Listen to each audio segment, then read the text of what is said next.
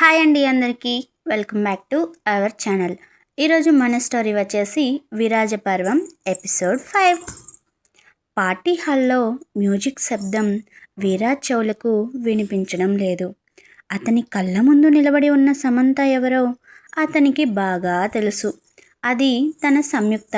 కానీ ఆమె కళ్ళలో తను చూసిన ఆరాధనా స్థానంలో ఇప్పుడు నిప్పులు చెరుగుతున్న అసహ్యం కనిపిస్తోంది. విరాజ్ వణుకుతున్న చేతులతో ఆమెను తాకబోయాడు. సంయు, నువ్వేనా? ఎక్కడికి వెళ్ళిపోయావు? నీకోసం ఎన్ని రాత్రులు నిద్ర లేకుండా గడిపానో తెలుసా అని తడబడే గొంతుతో అడిగాడు. సమంత అతని చేతిని విదిలించుకుని తన వైన్ గ్లాస్ను టేబుల్ మీద పెట్టింది. ఆమె పెదవుల మీద ఒక క్రూరమైన నవ్వు విరిసింది. మిస్టర్ విరాజ్, ఒక బిజినెస్ పార్టీలో ఇలాంటి ఎమోషనల్ సీన్లు బాగుండవు. నా పేరు Samantha and please don't touch me. నాకు హైజీన్ అంటే చాలా ఇష్టం. మురికిని ముట్టుకోవడం నాకు అలవాటు లేదు అని గంభీరంగా చెప్పి పక్కనే ఉన్న అభిరామ్ చేయి పట్టుకుని ముందుకు నడిచింది. విరాజ్ అక్కడే శిలలా నిలబడిపోయాడు. అభిరామ్ వెనక్కి తిరిగి విరాజ్ వైపు ఒక తీక్షణమైన చూపు విసిరాడు. ఆ చూపులో నీ కథ ముగిసింది అన్న హెచ్చరిక స్పష్టంగా కనిపిస్తోంది. మరుసటి రోజు ఉదయం మహేంద్రనాథ్ ఆఫీస్లో టెన్షన్ నెలకొంది. సమంత నేతృత్వంలోని ఫినిక్స్ ఏజెన్సీ మహేంద్రనాథ్ గత 10 ఏళ్ల ఆర్థిక లావాదేవీల మీద ఒక ఇన్వెస్టిగేషన్ రిపోర్ట్ విడుదల చేసింది. అందులో విరాజ్ సంతకాలు ఉన్న కొన్ని డమ్మీ కంపెనీల వివరాలు కూడా ఉన్నాయి. ఏంటి విరాజ్ ఇది? ఆ అమ్మాయి ఎవరో నిన్న పార్టీలో కనిపించింది. ఈరోజు మన కంపెనీ పునాదులు కదిలిస్తోంది. ఎవరామే? నీకు ముందే తెలుసా అని మహేంద్రనాథ్ అరిచాడు. విరాజ్ తలదించుకున్నాడు. ఆమె సంయుక్త, మా మామయ్య కూతురు. మహేంద్రనాథ్ ఒక్కసారిగా నిశ్శబ్దమయ్యాడు. అతని కళ్ళలో క్రూరత్వం మెరిసింది. ఓహో, అంటే పగ తీర్చుకోవడానికి కొత్త అవతారం ఎత్తిందన్నమాట. చూడు విరాజ్, ఈ ఫైల్స్ బయటకు వస్తే నేను జైలుకు వెళ్ళడం కాదు, నీతో సహా మీ నాన్న దేవరాజ్ కూడా రోడ్డున పడతారు. ఆ పిల్లను ఎలా ఆపాలో నాకు తెలుసు. వద్దు మహేంద్ర, ఆమె జోలికి వెళ్ళొద్దు. ఇది నా వల్ల జరిగింది, నేను తేల్చుకుంటాను అని విరాజ్ హెచ్చరించాడు. కానీ మహేంద్రనాథ్ అప్పటికే తన ప్రైవేట్ సెక్యూరిటీ టీంను రంగంలోకి దింపాడు. నగరానికి దూరంగా ఉన్న అభిరామ్ హౌస్లో సంయుక్త ల్యాప్టాప్ ముందు కూర్చుని ఉంది. ఆమె వేళ్ళు కీబోర్డ్ మీద నాట్యం చేస్తున్నాయి. సంయు, మహేంద్రనాథ్ నిన్ను అంత సులభంగా వదిలిపెట్టడు. అతనిప్పుడు నేరుగా దాడి చేయడు. నీ బలహీనత ఏంటో వెతుకుతాడు అన్నాడు అభిరామ్ కాఫీ అందిస్తూ. నా బలహీనత నా నాన్న. కానీ ఆయన ఇప్పుడు మా ఊరిలో బలమైన సెక్యూరిటీ మధ్య ఉన్నారు. మహేంద్రనాథ్ తన మనుషులను పంపినా నాన్నను ఏమీ చేయలేడు. ఇప్పుడు నా టార్గెట్ విరాజ్ అహంకారం అని సంయుక్త స్థిరంగా చెప్పింది. కానీ విరాజ్ను చూసి మారిపోయినట్టు కనిపిస్తున్నాడు. అతని కళ్ళలో పశ్చాత్తాపం ఉంది అన్నాడు అభిరామ్ ఆమె రియాక్షన్ గమనిస్తూ. సంయుక్త ఒక్క నిమిషం ఆగింది. ఆమె గుండె లోతుల్లో ఎక్కడో చిన్న నొప్పి. కానీ వెంటనే ఆ రాత్రి జైపూర్ ప్యాలెస్లో అతను అన్న మాటలు గుర్తొచ్చాయి. ఇది జస్ట్ తాగిన మైకంలో జరిగిన మిస్టేక్. పశ్చాత్తాపం చనిపోయిన వారిని తిరిగి తీసుకురాదు అభిరామ్. ఆ రోజు ఆ మాటలతో అతను నాలోని ప్రేమను చంపేశాడు. ఇప్పుడు కనిపిస్తున్న ఈ సంయుక్తను సృష్టించింది ఆయనే. ఆయనకు ఈ శిక్ష తప్పదు అని కఠినంగా అంది. సాయంత్రం సంయుక్త తన కారులో ఒంటరిగా వెళ్తుండగా ఒక నిర్మానుష్యమైన రోడ్డు వద్ద 3 నల్లటి కార్లు ఆమెను చుట్టుముట్టాయి. మహేంద్రనాథ్ మనుషులు ఆయుధాలతో కారు దిగారు. సంయుక్త భయపడలేదు. ఆమె కారు దిగి తన కోటును సర్దుకుని నిలబడింది. సమంత గారు, మహేంద్రనాథ్ గారు మిమ్మల్ని రమ్మంటున్నారు. మర్యాదగా వస్తే సరే, లేదంటే ఎత్తుకురమ్మని ఆర్డర్ అన్నాడు ఒక రౌడీ. సంయుక్త నవ్వింది. మీ బాస్కి చెప్పు, నేను ఎత్తుకు రావడానికి పాత సంయుక్తని కాదు, తొక్కేయడానికి వచ్చిన ఆడపులిని అని. మరుక్షణంలోనే గాలిలో మెరుపులా కదిలింది సంయుక్త.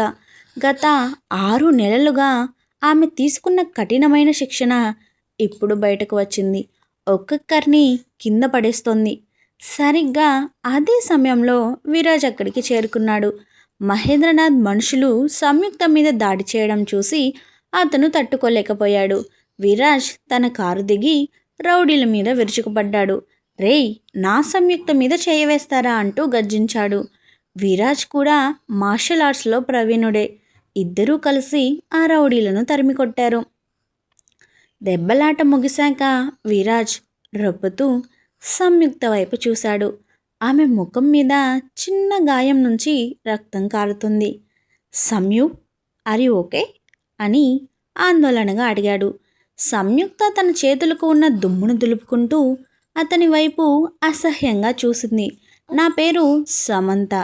నా మీద దాడి చేసిన వాళ్ళు ఎంత నీచమైన వాళ్ళో నన్ను కాపాడటానికి వచ్చిన నువ్వు కూడా అంతే నీచుడివి. నీ హెల్ప్ నాకు అక్కర్లేదు అని కార్ ఎక్కబోయింది. సంయు, ప్లీజ్ ఒక్క నిమిషం విను. నేను తప్పు చేశాను. ఆ రాత్రి నేను అన్న మాటలు నా మనసులోవి కావు. నా మైండ్ పని చేయలేదు. నన్ను క్షమించు అని విరాజ్ ఆమె కాళ్ళ దగ్గర కూలపడ్డాడు. సంయుక్త కార్ డోర్ తీస్తూ ఆగింది. మైకంలో ఉన్నప్పుడు నిజాలే బయటకు వస్తాయి విరాజ్. నీ మనసులో నా మీద గౌరవం ఉంటే ఆ మాట వచ్చేది కాదు. అయినా ఇప్పుడు ఈ క్షమాపణలు అనవసరం. నువ్వు నన్ను ఒక మిస్టేక్ అన్నావు కదా, ఇప్పుడు చూడు ఆ మిస్టేకే నీ సామ్రాజ్యాన్ని ఎలా కూలుస్తుందో. రేపు ఉదయం కల్లా నీ ఆస్తులన్నీ సీజ్ అవుతాయి. Get ready for that show అని కార్ వేగంగా పోనిచ్చింది. సంయుక్త వెళ్ళిపోయాక విరాజ్ తన ఫోన్ తీసి తన అసిస్టెంట్కి కాల్ చేశాడు. అసలు మహేంద్రనాథ్ ఫైల్స్లో ఏముంది? అవతలి నుంచి వణుకుతున్న గొంతు వినిపించింది. సార్, మహేంద్రనాథ్ గారు మీ సంతకాన్ని ఫోర్జరీ చేసి 100 కోట్ల డ్రగ్స్ బిజినెస్లో ఇన్వెస్ట్ చేశారు. ఆ రిపోర్ట్స్ అన్నీ ఇప్పుడు ఇన్కమ్ ట్యాక్స్ డిపార్ట్మెంట్ దగ్గర ఉన్నాయి. మిమ్మల్ని ఏ నిమిషమైనా అరెస్ట్ చేయవచ్చు. విరాజ్ ఆకాశం విరిగి మీద పడినట్టు అనిపించింది విరాజ్కి. తను ఎవరిని నమ్మి తన కుటుంబాన్ని, సంయుక్తను వదిలేశాడో ఆ మహేంద్రనాథే తనను బలిపశువును చేశాడని అర్థమైంది. అతనికిప్పుడు సంయుక్త మీద కోపం లేదు. తన మీద తనకే అసహ్యం వేసింది. అతను నేరుగా తన తండ్రి దేవరాజ్ దగ్గరకు వెళ్ళాడు. దేవరాజ్ మంచం మీద నీరసంగా పడుకుని ఉన్నాడు. నాన్న, సంయుక్త తిరిగి వచ్చింది. కానీ తను నా మీద పగ తీర్చుకోవడానికి వచ్చింది అని ఏడ్చేశాడు విరాజ్. దేవరాజ్ కళ్ళు తెరిచి కొడుకు వైపు చూశాడు. ఆమె నీ మీద పగ తీర్చుకోవడానికి రాలేదురా విరాజ్. నీలోని అహంకారాన్ని చంపుతుంది. నీకింకా ఆమె మీద ప్రేమ ఉంటే మహేంద్రనాథ్ నుంచి ఆమెను కాపాడు. ఎందుకంటే మహేంద్రనాథ్ ఇప్పుడు గాయపడిన పాము లాంటి వాడు. వాడు సంయుని వదిలిపెట్టాడు అని హెచ్చరించాడు. అర్ధరాత్రి సంయుక్త తన ఆఫీస్లో ఒంటరిగా ఫైల్స్ చెక్ చేస్తోంది. అభిరామ్ బయటకు వెళ్ళాడు. అకస్మాత్తుగా ఆఫీస్ లైట్లన్నీ ఆగిపోయాయి. చీకట్లో ఒక నీడ ఆమె వెనుక నిలబడింది. సంయుక్త తన డెస్క్లో ఉన్న గన్ తీయబోతుండగా ఒక చల్లని ఇనుప గొట్టం తుపాకీ ఆమె కణత మీద ఆనింది. చాలా తెలివైన దానివి అనుకున్నాను సంయుక్త, కానీ పులిబోన్లోకి నువ్వే నడిచి వచ్చావు అన్నాడు మహేంద్రనాథ్ నవ్వుతూ.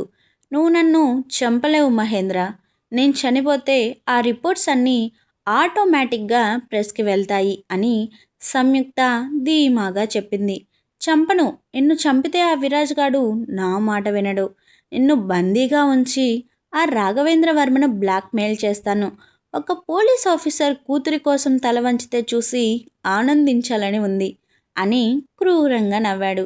సంయుక్తను తన మనుషుల సహాయంతో అపహరించి నగర శివార్లలోని ఉన్న ఒక పాడుబడిన ఫ్యాక్టరీకి తీసుకెళ్లాడు మహేంద్రనాథ్. విరాజ్ తన సెల్ ఫోన్ జీపీఎస్ ద్వారా సంయుక్త కార్ ఎక్కడ ఆగిందో ట్రాక్ చేశాడు. ఆమె ఆఫీస్ దగ్గర ఆమె ఫోన్ పగిలి ఉండడం చూసి అతనికి విషయం అర్థమైపోయింది. విరాజ్ ఇక వెంటనే అభిరామ్కు కాల్ చేశాడు. అభిరామ్, సమ్యును మహేంద్రనాథ్ కిడ్నాప్ చేశాడు. నేను అక్కడికే వెళ్తున్నాను. నువ్వు పోలీసులని తీసుకురా అని చెప్పి తన స్పోర్ట్స్ బైక్ మీద దూసుకుని పోయాడు. ఫ్యాక్టరీలో సంయుక్తను ఒక కుర్చీకి కట్టేసి ఉంచారు. మహేంద్రనాథ్ ఆమె ముందు నిలబడి సిగరెట్ తాగుతున్నాడు. ఏమమ్మా సంయుక్త, నీ ప్లాన్ బాగానే ఉంది కానీ నీకు బ్యాకప్ లేదు. బ్యాకప్ ఉంది మహేంద్ర అని ఒక గంభీరమైన గొంతు వినిపించింది.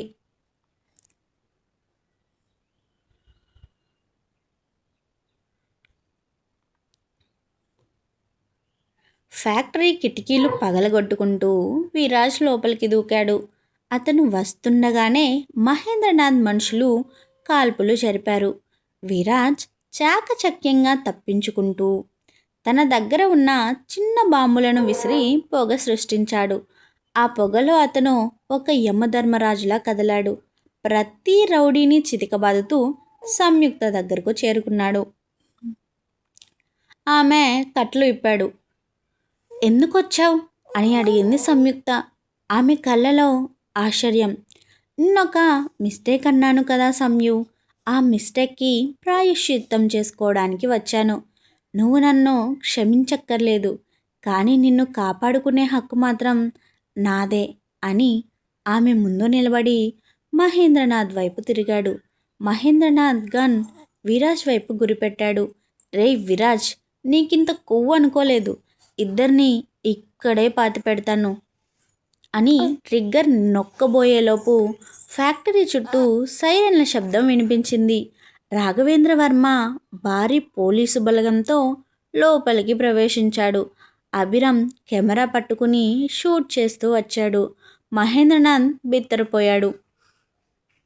వర్మ గారు ఇది అని అంటుండగానే రాఘవేంద్ర వర్మ ముందుకు వచ్చి మహేంద్రనాథ్ చెంప పగలగొట్టాడు. నా కూతుర్ని ముట్టుకుంటావారా నా కొడక, నీ ఆట ముగిసింది. నీ మీద డ్రగ్స్ స్మగ్లింగ్, ఫోర్జరీ మరియు కిడ్నాప్ కేసులు నమోదయ్యాయి. తీసుకెళ్ళండి వీడిని అని ఆర్డర్ వేశాడు.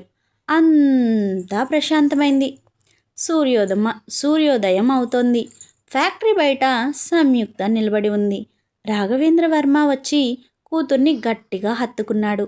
నన్ను క్షమించు నానా, నీకు చెప్పకుండా వెళ్ళిపోయాను అని ఏడ్చింది సంయుక్త.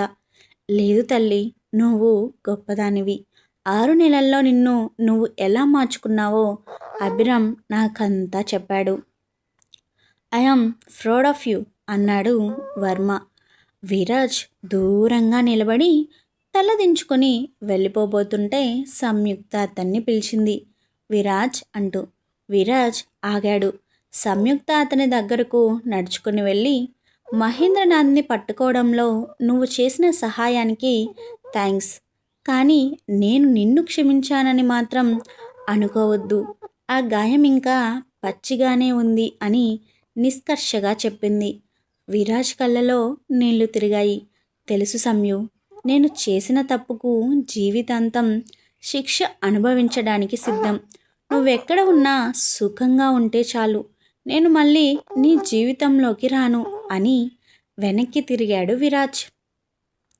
సంయుక్త ఒక్క నిమిషం మౌనంగా ఉండి, విరాజ్, ఒకవేళ నీ పశ్చాత్తాపం నిజమైతే మా నాన్న పరువును నిలబెట్టడానికి ఒకే ఒక దారి ఉంది. మళ్ళీ ఆ జైపూర్ ప్యాలెస్లో అందరి ముందు నువ్వు నా మెడలో తాళి కట్టాలి. కానీ అది భార్యగా నాకు అధికారం ఇవ్వడానికి కాదు, నీ తప్పును ప్రపంచానికి ఒప్పుకోవడానికి. ఆ తర్వాత మనం కలిసి ఉంటామా లేదా అనేది నా నిర్ణయం. నీకు సమ్మతమేనా అని అడిగింది సంయుక్త. విరాజ్ ముఖంలో చిన్న ఆశ మెరిసింది. నువ్వు ఏ శిక్ష వేసినా నాకు సమ్మతమే సంయు. నీ దాసుడిగా బ్రతకడానికైనా నేను సిద్ధమే అన్నాడు విరాజ్. అభిరామ్ దూరంగా నిలబడి వారిని చూస్తూ చిరునవ్వు నవ్వాడు. ఒక జర్నలిస్ట్గా అతను ఒక గొప్ప కథను పూర్తి చేశాడు. తదుపరి భాగంలో ఇక క్లైమాక్స్ నండోయ్. సంయుక్త మరియు విరాజ్ పెళ్ళి జరిగిందా? మహేంద్రనాథ్ జైలు నుండి ఏదైనా కొత్త పన్నాగం పన్నాడా? సంయుక్త తన కొత్త గుర్తింపుతో సమాజంలో ఎలాంటి మార్పులు తెచ్చింది నెక్స్ట్ ఎపిసోడ్లో చూద్దాం. Thank you for watching. Keep smiling, keep listening. నేను మీ Anusha Krishna signing off. Subscribe.